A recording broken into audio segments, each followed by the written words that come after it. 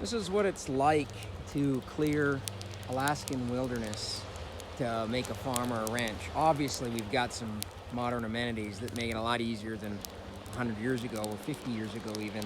Chainsaws and skid steers and all of that.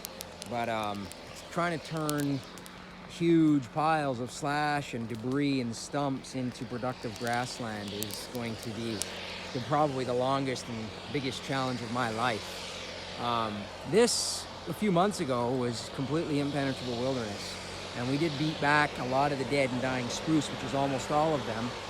But it's still got almost no soil fertility. It's mostly just clay. It's very acidic. There's a lot of moss. There's an enormous amount of woody debris, which has to be burned over time and cleaned up. And the D6 here is doing an amazing job today of reshaping the farm.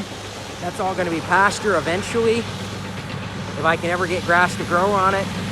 But he is putting the topsoil, such as it is, back on the hill, and what used to be a gravel pit is now going to be pasture land. So he pushed that gravel down there for me to use.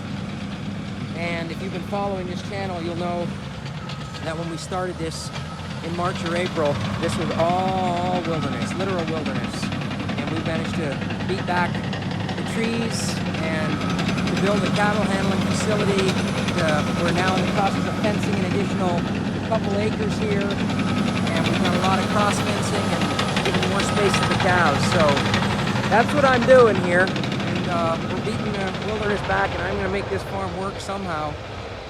And a lot of challenges, especially with feeding cows this year. Hay and grain are going to be really hard to come by. It snowed in Delta Junction today. It's August the 9th, 2022, and it snowed where I get my grain.